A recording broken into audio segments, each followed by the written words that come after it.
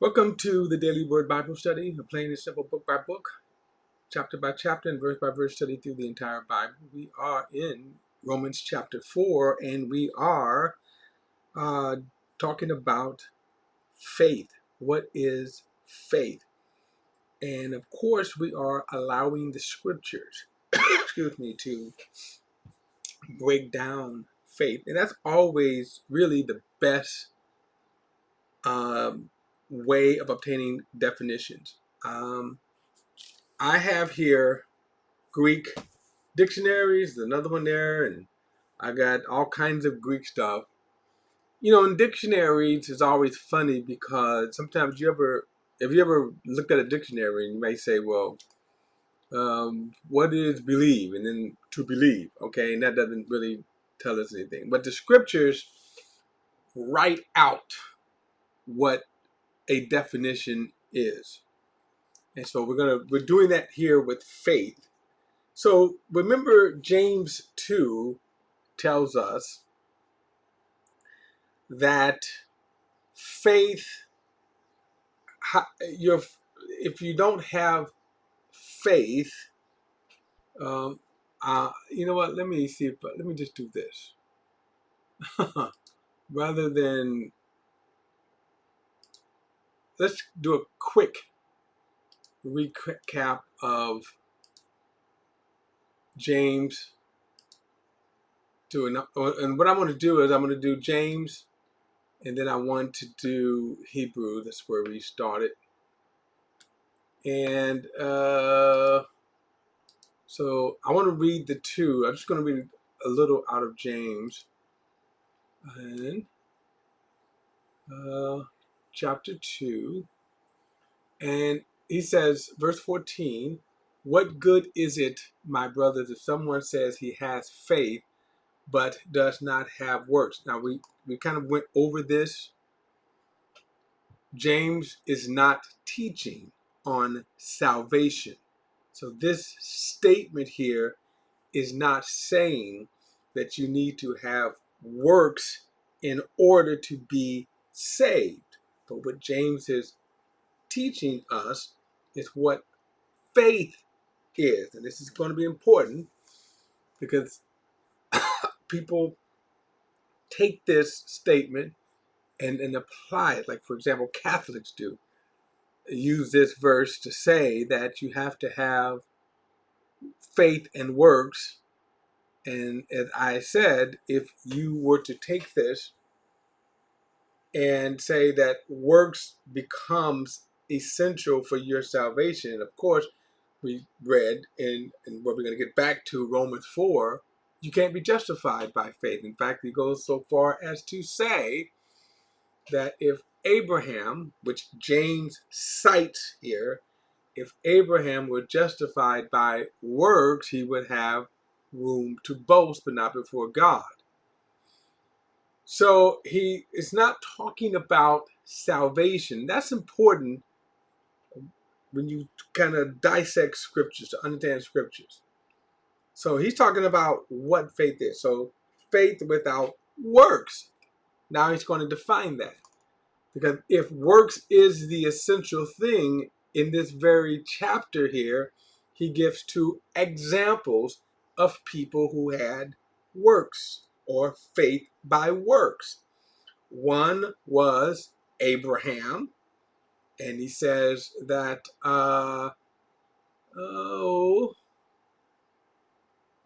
let's go back and read it. It says, what good is it, my brothers, if someone says he has faith but does not have works? Can his faith save him?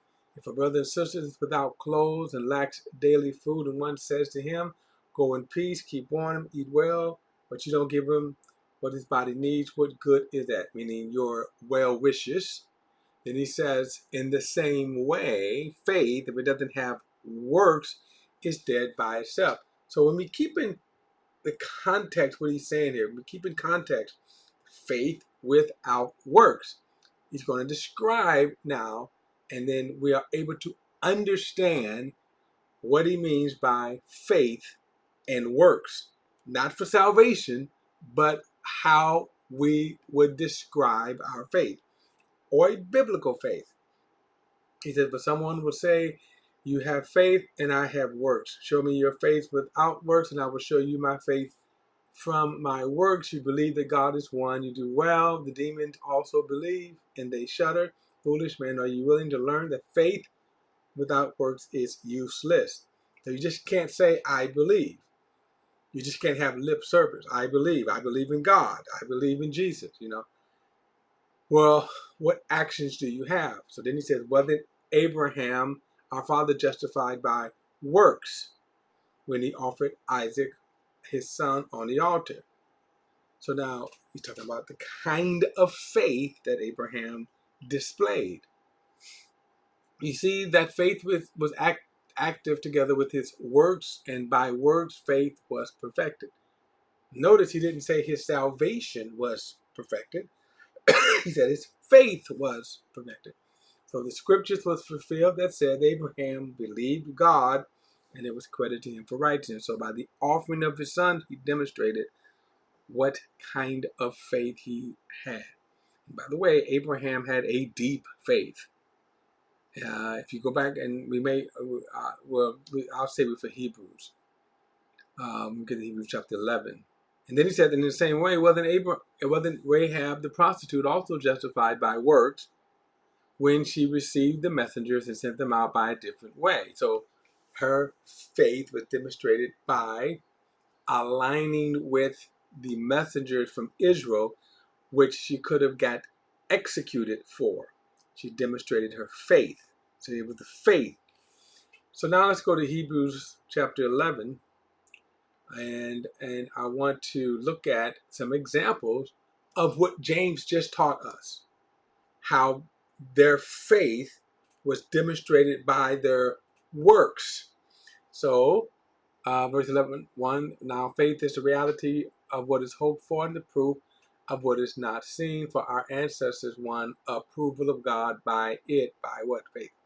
By faith we understand the universe was created by God's command, so that what is seen has been made from the things that are not visible by faith. Now watch this. Abel offered. Now he's going to get ready to show, remember what James taught us? That faith is perfected by works. So Abel believed God. He offered a better sacrifice than Cain. And then he says, by faith he was approved as a righteous man because God approved his gifts.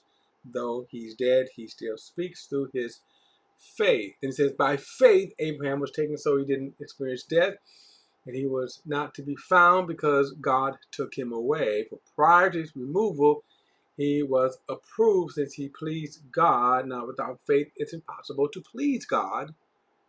For the one who draws near to him must believe that he exists and rewards those who seek him. Now watch this. By faith, Noah, after he was warned about what was not yet seen and motivated by godly fear, built an ark to deliver his family. By faith he condemned the world and became heir of the righteousness that comes through faith. So think about this. Noah, God tells Noah, and which is about that God tells Noah to build an ark. 120 years later, the flood came. So he demonstrated what his works was. He built the ark. He believed God. He could have said, I believe God. All things are possible to God, right? Verse 8, he says, by faith Abraham, when he was called, obeyed and went out to a place he went to a place he was going to receive as an inheritance. He went out not knowing where he was going. By faith, he stayed as a foreigner in a land of promise, living in tents with Isaac and Jacob, co-heirs of the same promise, for he was looking forward to a city that has foundations, whose architect and builder is God. By faith, Sarah herself, now get this, by faith, Sarah herself, now sometimes we don't remember this story about Sarah. If you go back and you read the Genesis account, the writer here gives us some insight, some revelation of the faith of Sarah. So it says, by faith, Sarah herself, when she was unable to have children, received power to conceive offspring, even though she was past the age, since she considered that the one who had promised was faithful. Therefore, from one man, in fact, from one as good as dead, came offspring as numerous as stars of heaven and as numerable as the grains of sand by the seashore. Now, this is going to be kind of having fun with this one. Sarah was like 90 years old, and I think, and then Abraham was like 99, and they had to get it on. In other words, God, it wasn't an immaculate conception. They had to get it on. So she probably, think about it, 90 years old. Okay, Sarah, you old fool, right? No, they had to get it on by faith. Okay. So, verse 13, these all died in faith without having received the promise, but they saw them from a distance, greeted them, and confessed they were foreigners and temporary residents on the earth. Now, those who say such things make it clear that they are seeking a homeland. If they were thinking about where they came from, they would have had opportunity to attain, but now they desire a better place, a heavenly one. Therefore, God is not ashamed to be called their God, for he has prepared a city for them. By faith, I want to really kind of highlight this one. By faith, Abraham, when he was tested, offered up Isaac and received the promise, and he was offering his unique son, the one that had been said about your seed will be traced through Isaac. He considered God able to even raise someone from the dead, and as illustration, he received him back. Now, this story has some. Sometimes I don't know if we kind of get what actually. But when Abraham, if you ever watch Christian kind of movies, and some of these movies are not necessarily Christians, they could be Jewish. And you ever see the story about Abraham when God tells Abraham to offer Isaac? In these, I'm going to call them unbiblical portrayals. Abraham has a fit. No, not my son. No, God. Oh, not my son. Not my son. God, you can't have it. No. And he storms having a fit, and then he finally does it. That's not what's pictured here. Because what's pictured here is that the faith, the reason why Abraham was so, okay, I will offer him up. Okay, I will offer him up. But that means God is going to raise him from the dead. Now, why was his faith that strong? Because the promise was this: your seed will be traced through Isaac. So if God is telling me to kill, the promise was in Isaac. Now God is telling me to kill him. God is telling me to offer him up. Fine. Offer him up. He's going to raise him from the dead. So that's where his faith was in the promise. Isaac is the promised son. I have faith in that. God tells me to kill him, offering up in a burnt offering. Fine. God's going to have to raise him from the dead. Okay? That's the faith. So he demonstrated his faith. Watch this. He demonstrated his faith in the promise that Isaac was the seed. That's where his faith was at.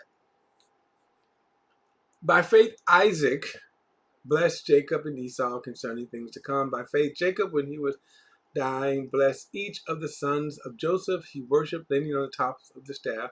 By faith, Joseph, as he was nearing the end of his life, mentioned the exodus of the Israelites and gave instructions concerning his bones. In other words, I'll take my bones out of here. By faith, watch this. So by faith, after Moses was born, he was hidden by his parents for 3 months because he saw that the child was beautiful and they didn't fear the king's edict. By faith, Moses, when he had grown up, refused to be called the son of Pharaoh's daughter. He chose to suffer with the people of God rather than enjoy the short-lived pleasure of sin, for he considered the reproach because of the Messiah to be greater wealth than the treasures of Israel, since his intentions was on his reward. By faith he left behind He left Egypt behind, not afraid of the king's anger, for Moses persevered as one who had seen him who was invisible. By faith, he instituted the Passover and the sprinkling of the blood, so that the destroyer of the firstborn may not touch the Israelites. So remember, this by faith, you had to put that blood on the doorpost, and you believe the message. And those who did not, well, they lost their firstborn son. By faith, they crossed the Red Sea as though they were on dry land. Now, keep this in mind. The Israelites the Egyptians were closing in. The armies of the Egyptians were closing in. They had nowhere to go. And God said, we'll go through the sea. By faith, they crossed. And then he said, well, watch this. But when the Egyptians attempted to do so, they were drowned. Why? They didn't they didn't cross by faith.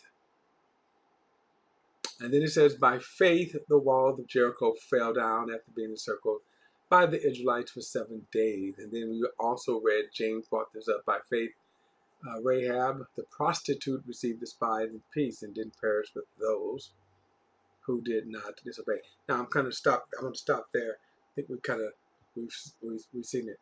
Now I want to go back to Romans. But when we talk about faith now, it's important to understand what is the faith that we are talking about. What is the faith? And so let me just say this: when we talk about faith, that in each of these cases, there is a there's a misconception of the picture sometimes we have of faith is someone comes up, like for example, if I came up to you and says, give me $10,000 and I promise you're going to receive in 1 month $1 million. Okay. Now, is it faith that you, parentheses, are stupid enough to give me $10,000? But is that a faith? Is that's a blind faith? It's not a faith based upon evidence. It's not a faith that you could say that it's just blind. I'm just believing what you say. And when we talk about even Abraham's faith, remember, God always lays the foundation for our faith. So Abraham just didn't believe. He just didn't make up, the promises of God. There are people who do that. They just make up the promises of God. That's not what biblical faith is about. Biblical faith is not that you just believe something because, well, some good old boy said it. And oftentimes when you see, and I hate to say this, I don't hate to say it, I hate that it happens, but a lot of these crooked preachers that tell you to have faith in what they say, and we then have faith in what they say, we do what they say, and it never comes to pass. That's because it was never faith. A preacher tells you, hey, sow a seed, right? Sow a seed. Sow a seed, and the Lord is going to return that seed 100-fold. And the only thing you've done is given that crook money. That's all you've done. And I'm going to pick this up because I want to continue on this, because there have been a lot of, oh boy, there's been a lot of